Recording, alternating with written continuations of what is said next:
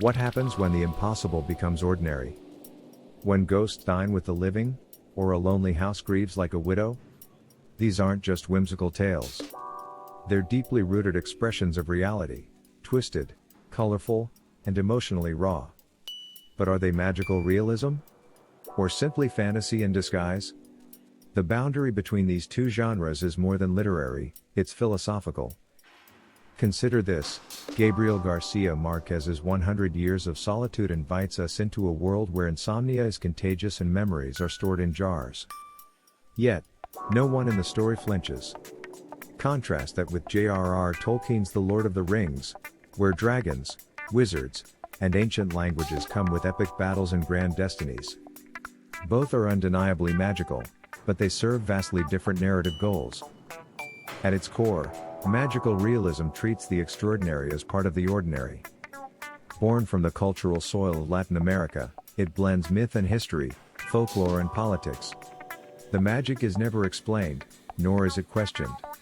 It is simply part of the world, as natural as death or rain. This narrative technique becomes a powerful tool for exploring trauma, identity, and collective memory, especially for societies marked by colonial histories.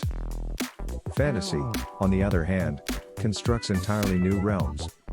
It often follows the hero's journey, introduces new laws of nature, and builds mythologies from scratch. The reader is invited to escape, to wonder, to believe in something beyond this world. Think of C.S. Lewis's Wardrobe to Narnia or J.R.R. Martin's brutal Westeros.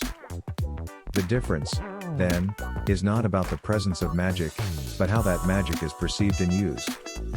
Magical realism operates within the framework of real life, subtly infused with enchantment. Fantasy thrives in constructed realities, where the magical is expected, even essential. While both genres require suspension of disbelief, magical realism demands emotional acceptance, whereas fantasy asks for intellectual engagement in world building. To tell them apart, look for the reaction of the characters.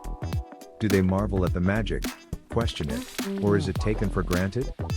Do the events highlight cultural critique or heroic quest? Is the story grounded in a known setting, or transported to a realm far from our own? For writers and readers alike, recognizing these distinctions helps in both creating and appreciating literature with greater depth. Want to explore societal truths cloaked in metaphor? Magical realism is your portal. Seeking adventure and mythic battles? Fantasy will take you there. So next time you encounter a flying carpet or a whispering forest, ask yourself, is this a reflection of our world, or a doorway into another?